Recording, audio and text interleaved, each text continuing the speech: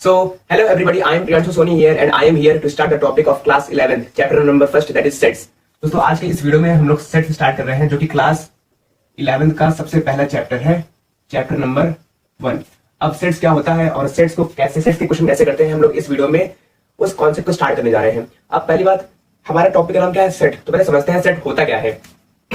तो सेट्स का डेफिनेशन होगा, a set is a well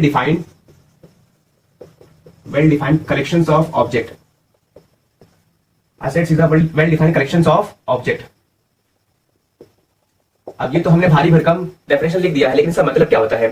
simple सी बात है, set is a well defined collections of object. एक ऐसा कलेक्शन होगा जो कि एकदम वेल डिफाइन होगा, ठीक है। एक ऐसा कलेक्शन होगा, अब वो किसी भी चीज का कलेक्शन हो सकता है वो नंबर्स का कलेक्शन हो सकता है वो किसी कार का कलेक्शन हो, मतलब वो किसी का भी कलेक्शन हो सकता है, लेकिन वो क्या होगा, वो हमेशा वेल डिफाइन होगा। जैसे एग्जाम्पल के लिए हम बताते हैं, find the roots of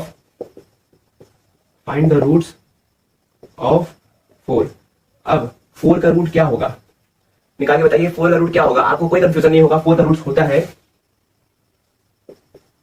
+-2, ठीक है। ये होता है कि नहीं, मतलब यहां पे हमको कोई कंफ्यूजन नहीं होगा। एक ऐसा कलेक्शन जो कि वेल डिफाइन है, हमको वहां पे कोई कंफ्यूजन नहीं होगा। उसको क्या बोलेंगे, उसी को बोलते हैं सेट्स। एग्जांपल लेते हैं, जैसे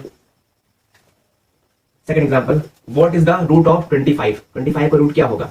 अब यहाँ पे हमको कोई कंफ्यूजन होगा, हमको यहाँ पे कोई कंफ्यूजन नहीं होगा, क्योंकि हमको पता है कि 25 का रूट क्या होता है। 25 का रूट +-5 क्या आता है, +-5 आता है। +-5 आता है।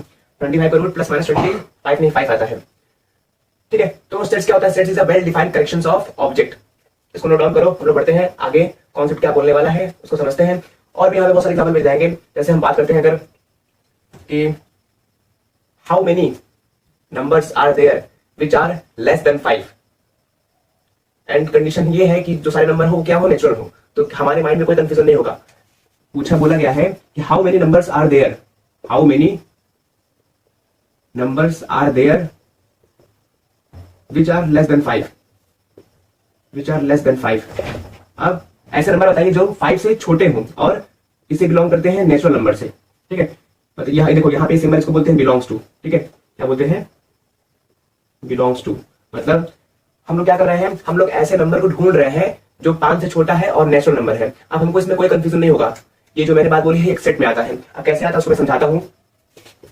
5 से छोटे नंबर क्या होंगे, 4, 3, 2, 1। अब ये सब जो सारे नंबर है क्या है, ये नेचुरल नंबर है। नेचुरल नंबर उसे बोलते हैं जो 1 से स्टार्ट होते हैं और इनफाइनाइट तक जाते हैं, उसको क्या बोलते हैं, नेचुरल नंबर बोलते हैं। और इसको सिंपली हम लोग क्या बोलते हैं, काउंटिंग नंबर। तो काउंटिंग नंबर कहां से स्टार्ट होता है, 1 से। 1, 2, 3, 4। अब ये जो चारों नंबर है क्या है, 5 के उधर है, मतलब 5 से छोटे हैं। तो जो हमारा सेट बनेगा वो ये आ जाएगा। इसमें कोई कंफ्यूजन है किसी को, कोई कंफ्यूजन नहीं होगा। तो ये एक तरीके का क्या है, सेट है, ठीक है। तो सेट को एक बार फिर से समझते हैं, सेट होता क्या है। Set is a well defined collections of object. एक ऑब्जेक्ट का समूह जहां पर हमको कोई कंफ्यूजन ना हो, ठीक है। मतलब एक कलेक्शन हो जहां पे कोई कंफ्यूजन ना हो और उस कलेक्शन में वही चीजें हो, वो फिक्स हो, कभी बदले ना। उसी को क्या बोलते हैं, उसी को सेट बोलते हैं। और अच्छे समझते हैं सेट को किसी और तरीके से, तब तक इसको नोट करो।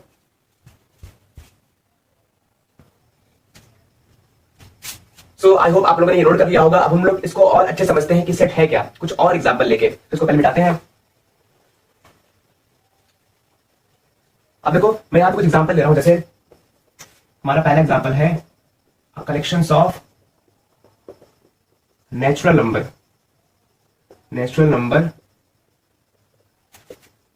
Less than 10।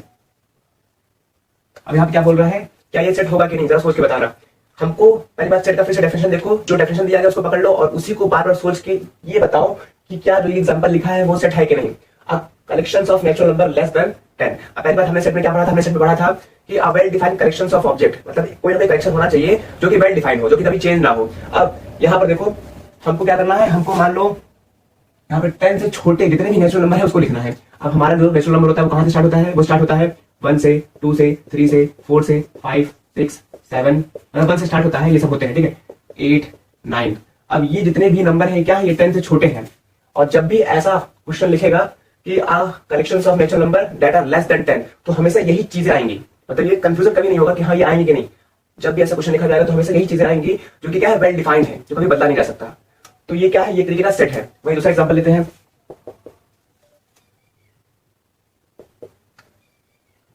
Roots of quadratic equation, roots of quadratic equation x square minus 5x plus 6। अब इसका रूट्स, अब देखो क्या ये सेट है कि नहीं, मतलब set is a well defined collection of object, जहां पर जो चीजें आ रही हो कभी बदले ना, वो हमेशा फिक्स रहे, वो हमेशा वेल डिफाइंड रहे हैं। अब सोच के बताओ कि क्या ये एग्जांपल होगा कि नहीं।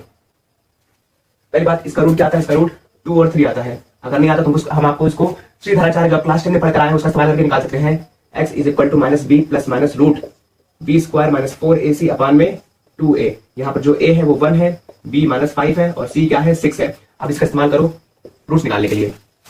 अब हम खाली इसका रूट्स निकाल रहे हैं, अब हम ये नहीं पता कर रहे हैं कि ये सेट है कि नहीं, पहले इसका रूट निकालते हैं। So minus 5 plus minus root B square minus 4 into A into C upon में 2 इंटू ए। तो माइनस माइनस क्या हो जाएगा, प्लस हो जाएगा। तो यहाँ पे ये हो जाएगा plus 5 plus minus root 25 minus 24 upon में 2। इसको और सॉल्व करने के लिए आ जाएगा प्लस 5 प्लस माइनस 1 अपान में 2। अब इसको एक बार प्लस के साथ एक बार माइनस के साथ, तो ये आ जाएगा 3 आ जाएगा और एक आ जाएगा 2। मतलब इसके रूट्स क्या है, इसके रूट्स हैं हमारे पास 3 और 2 है। अब देखो इसके रूट्स कभी चेंज नहीं होंगे, जब भी ऐसा क्वाड्रेटिक इक्वेशन दिया रहेगा, जब भी ये क्वाड्रेटिक इक्वेशन दिया रहेगा तब इसके रूट्स ये आएंगे। मतलब ये क्या है, ये एक वेल डिफाइंड है, मतलब हमने इसको क्या कर दिया, वेल डिफाइंड कर दिया है, अभी कभी चेंज होने वाला नहीं है, इसमें कोई कंफ्यूजन नहीं होगा किसी को। जो भी निकालेगा, जो भी क्वेश्चन सॉल्व करेगा वो हमेशा यही रूट्स निकालेगा। ठीक है, तो क्या है, ये वेल डिफाइंड कलेक्शन नहीं है, ये वेल डिफाइंड कलेक्शन है। अब वही हम अगला एग्जांपल लेते हैं। अब आप उसको बताइए कि क्या वो सेट्स है कि नहीं। इसको नोट कीजिए, हम लोग अगले एग्जांपल की ओर बढ़ते हैं।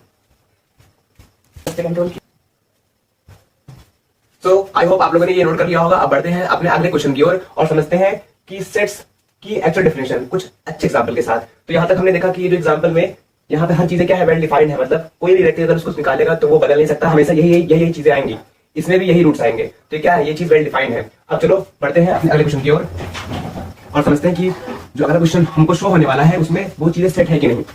तो हमारा अगला क्वेश्चन क्वेश्चन नंबर 3, ठीक है, सेट्स ऑफ गुड पर्सन या फिर कलेक्शंस ऑफ गुड पर्सन। अब यहां पे आप सोच के बताओ कि क्या ये जो मैंने एग्जांपल लिया, example number 3, collections of good person, क्या ये चीज सेट है कि नहीं, जरा सोच के बताओ। हमने डेफिनेशन में क्या पढ़ा, हमने डेफिनेशन में पढ़ा set is a well defined collections of object. Sets is a well defined collections of object, मतलब जो भी कलेक्शन होगा वो वेल डिफाइंड होगा, उसको कोई भी व्यक्ति चेंज नहीं करेगा। मतलब जब भी हम लोग उस चीज को लेंगे तो हमेशा वही चीजें आएंगी। अब यहाँ पे हो सकता है, जैसे यहाँ पे दिया गया collections of good person, collections of good person हो सकता है कि किसी की आपके लिए कोई व्यक्ति बहुत अच्छा है, वहीं किसी और के लिए वो व्यक्ति बहुत बुरा होगा। तो यहाँ पे वेरी कर रहा है कि नहीं। अगर हम किसी और व्यक्ति को ले रहे हैं तो मान लो यहाँ पे पर्सन ए है, बी है और सी है। अब ए बोल रहा है कि जो बी है, बी बहुत अच्छा है, ठीक है, लेकिन यहाँ पे अच्छा वाला टैग ए ने लगाया है बी के ऊपर, लेकिन वहीं जो सी है, सी बोल रहा है कि बी खराब है। अब यहाँ पे क्या कंफ्यूजन हो रहा है कि नहीं, कोई बोल रहा है बी अच्छा है, कोई बोल रहा है बी खराब है। तो यहाँ पे कंफ्यूजन क्रिएट हो रहा है, यहाँ पे ये चीजें वेल डिफाइन नहीं है।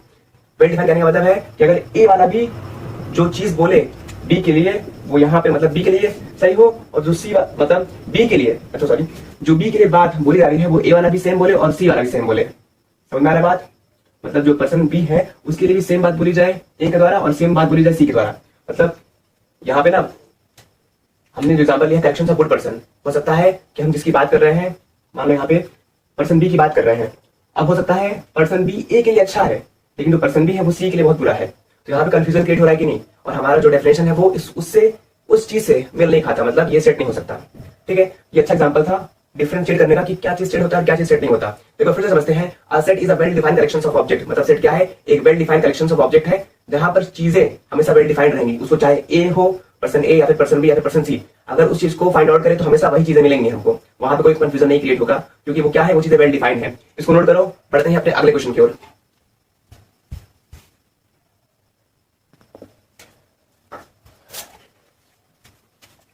सो आई होप आप लोगों ने नोट कर लिया होगा। बढ़ते हैं अपने एग्जांपल नंबर 4 की ओर।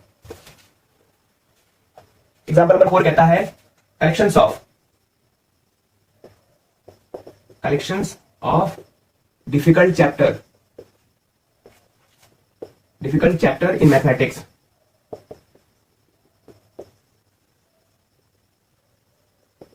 अब क्या ये सेट है कि नहीं, जरा सोच के बताओ, जरा सोचो। पहली बात, हमारी जो बेसिक डेफिनेशन है उसको अप्लाई करो।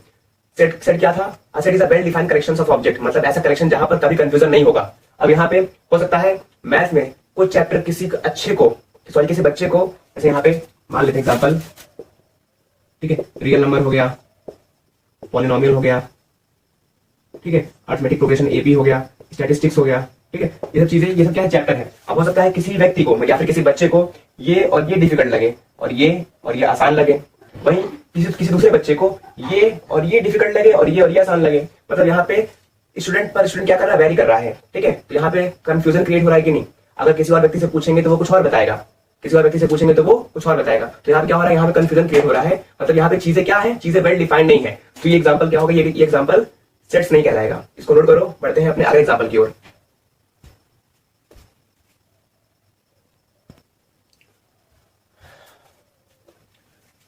सो बढ़ते हैं अपने अगले एग्जाम्पल की ओर, जो कि और क्लियर, एक क्लियर डेफिनेशन या फिर एक तरीके से क्लियर कॉन्सेप्ट समझाएगा कि सेट्स क्या होता है। तो हमारा अगला एग्जाम्पल है, अगला एग्जाम्पल क्या लेते हैं,